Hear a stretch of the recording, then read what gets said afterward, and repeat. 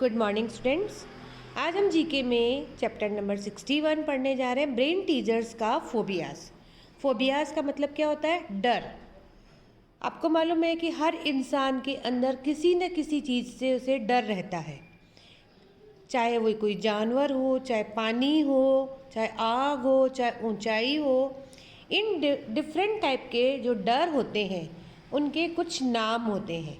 आपको इस चैप्टर में उस डर और उस फोबिया का नाम बताया गया है। अ phobia is an irrational, intense and excessive fear of certain situations, activities, things और पीपल। डर जो है वो बहुत सारी चीज़ों से होता है, कई एक्टिविटीज़ होती हैं, कई लोग होते हैं। उन सब चीज़ों का किसी न किसी को कोई ना कोई फोबिया होता है। अब आपको नीचे कुछ फोबियाज और उन डरों के नाम बताए गए हैं, आपको बताना है। नंबर 1, ऑफिडियोफोबिया। ये है स्नेक्स, यानी सांप से जिसको डर लगता है उसको बोलते हैं ऑफिडियोफोबिया। नंबर 2, फार्मासोफोबिया, यानी ये है मेडिसिन, जिसको दवाइयों से डर लगता है, दवाई लेने का, जिसको बहुत ही ज़्यादा प्रॉब्लम है, उसको बोलते हैं फार्मासोफोबिया। नंबर 3, साइडरोड्रोमोफोबिया। साइडरड्रोमोफोबिया ये होता है ट्रेन का डर, यानी जिसको ट्रेन में बैठने से डर लगता है उसको, उस डर को बोला जाता है साइडरड्रोमोफोबिया। नंबर 4, ट्राइपेनोफोबिया। ये है इंजेक्शंस का डर, किसी को इंजेक्शंस लगवाने से बहुत ज़्यादा डर लगता है, उस डर को कहा जाता है ट्राइपेनोफोबिया। नंबर 5, रिटिफोबिया। ये है गेटिंग रिंकल्स, यानी जब झुर्रियाँ पड़ने लगे शरीर पर, चाहे हाथ पैरों पे, चाहे चेहरे पर, वो जो उसका डर लगता है उसको बोलते हैं रिटिफोबिया। नंबर 6, लेकेनोफोबिया। ये है वेजिटेबल्स का डर, कई लोगों को सब्जियों से डर लगता है, उस डर को कहा जाता है लेकेनोफोबिया। नंबर 7, नेक्टोफोबिया। ये है डार्कनेस, यानी अंधेरे से जो डर लगता है उसको बोला जाता है नेक्टोफोबिया। नंबर 8, हेलियोफोबिया। ये है सन, यानी सूरज से जिसको डर लगे उसको कहा जाता है हेलियोफोबिया। नंबर 9, कैनोफोबिया।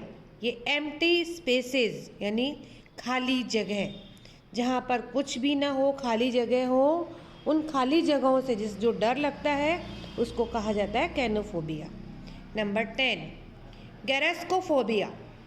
ये है ग्रोइंग ओल्ड, कई लोगों को बुढ़ापे से डर लगता है कि हम बुढ़े होंगे तो कैसे लगेंगे या क्या होगा, उस डर को कहा जाता है गैरेस्कोफोबिया। तो इस चैप्टर में आपने डिफरेंट टाइप के फोबियाज के बारे में पढ़ा। नेक्स्ट चैप्टर नंबर 62 हम पढ़ने जा रहे हैं, प्लास्टिक बैग्स। इस चैप्टर में आपको बताया गया है कि प्लास्टिक हमारे लिए कितना नुकसानदायक है। आप ध्यान से इस चैप्टर को पढ़िए और समझिए। We often hear not to use plastic और पॉलीथीन बैग्स। हमने सुना हुआ है कि हमें प्लास्टिक या पॉलीथीन बैग्स का यूज़ नहीं करना चाहिए, but they seems to be so useful. लेकिन दिखने में वो कितनी लगती हैं? यूज़फुल लगती हैं।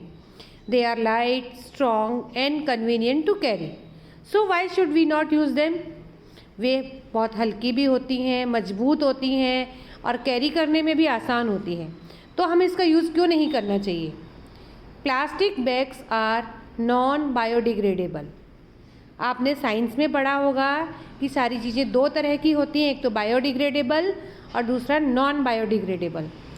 तो प्लास्टिक बैग्स जो हैं वो नॉन बायोडिग्रेडेबल है, यानी कि वो कभी भी अपने आप ख़त्म नहीं होती। It means that when we dispose them of, the air, moisture, climate और soil cannot break them down naturally। इसका मतलब है कि जब हम उसको फेंकते हैं तो हवा, जो वातावरण है, जो हमारा मौसम है, या मिट्टी, वो उसको अपने आप कभी भी ख़त्म नहीं करते। As more and more non-biodegradable materials pile up, there is soil cannot break them, and increase threat to the environment. बल्कि ये जो हमारा वातावरण है, हमारा एनवायरनमेंट है, उसके लिए ये बहुत ही खतरनाक भी साबित होती है. सम नॉन बायोडिग्रेडेबल आइटम्स, कुछ नॉन बायोडिग्रेडेबल आइटम्स के नाम आपको बताए हैं. प्लास्टिक और polythene bags, plastic bag bottles, tin cans, floppy disk and glass. How long do they take to biodegrade, कि इनको नष्ट होने में, पूरी तरह से नष्ट होने में कितना समय लगता है. A piece of cotton cloth, अगर एक कपड़े का टुकड़ा आप फेंक देते हो तो वो पूरी तरह से 1 से 5 महीने के अंदर अंदर ख़त्म हो जाता है. पेपर 2 to 5 months, और न्यूज़पेपर या पेपर कोई भी हो, उसे आप ज़मीन पर अगर ऐसे ही फेंक देते हो तो 2 से 5 महीने के अंदर वो ख़त्म हो जाएगा. ऑरेंज पील यानी संतरे का छिलका, उसे नष्ट होने में 6 महीने. Plastic bags 10 to 20 years, plastic के बैग को 10 से 20 साल भी लग सकते हैं. और प्लास्टिक बॉटल्स वो कभी भी अपने आप नष्ट नहीं होते. Why are plastic bags harmful, plastic bag नुकसानदायक क्यों होते हैं. They are hard to dispose of and as a result they act as breeding places for many germs and diseases carriers like mosquitoes. क्योंकि वे अपने आप नष्ट तो होती नहीं है, इसका रिज़ल्ट क्या होता है कि वहाँ पर बहुत सारे जर्म्स आ जाते हैं या मच्छर आ जाते हैं. अब प्लास्टिक बैग कोई नई तो फेंकेगा नहीं, यूज़ की हुई होगी, उसमें कुछ ना कुछ कण चिपके हुए होंगे, वो वहाँ पर पड़े पड़े उस पर क्या हो जाते हैं, मच्छर आ जाते हैं, कीड़े मकोड़े आ जाते हैं, जो कि एनवायरनमेंट को ख़राब करते हैं. नेक्स्ट है being light, they can be blown all over the place littering the environment. ये बहुत हल्के होते हैं, इसीलिए वे इधर से उधर उड़ते रहते हैं और पूरे एनवायरनमेंट को ख़राब करते हैं. They block water penetration into the soil which in turn affects plant growth and development. The acidic composition in polythene bags makes the soil less fertile. ये क्या करते हैं, मिट्टी को भी ब्लॉक, मिट्टी में जो पानी होता है उसको ब्लॉक कर देते हैं. जब ये पॉलीथीन मिट्टी में दब जाती है तो उसमें जो पानी मिट्टी में जाना होता है वो प्लास्टिक बैग के कारण रुक जाता है. आप देखिए प्लास्टिक के थैली में आप पानी भर के देखिए, उसमें से वो बहेगा नहीं. तो ऐसे ही जब वो प्लास्टिक बैग मिट्टी में रही तो जो पानी ज़मीन में जा रहा है वो वहाँ पर ब्लॉक हो जाता है, जिसके कारण वहाँ पर जो पेड़ पौधे होते हैं उनकी ग्रोथ रुक जाती है. और उसमें से जो एसिडिक कंपोजिशन निकलता है वो क्या करता है, मिट्टी को भी उपजाऊ बनने से रोक देता है. They get stuck and block drainage and water pipes. अगर कोई प्लास्टिक की बैग किसी पाइप में फंस जाए तो क्या होगी, वो उसको ब्लॉक कर देगी. अपने आप कचरा नीचे नहीं जाएगा, वो अपने आप गलेगी भी नहीं, बल्कि वो वहाँ पर सड़न पैदा करेगी. They destroy the scenic beauty of our town और सिटी. और इसके कारण हमारे जो शहर की सुंदरता है वो भी बहुत ख़राब होती है. Cows and goats choke on plastic bags lying around.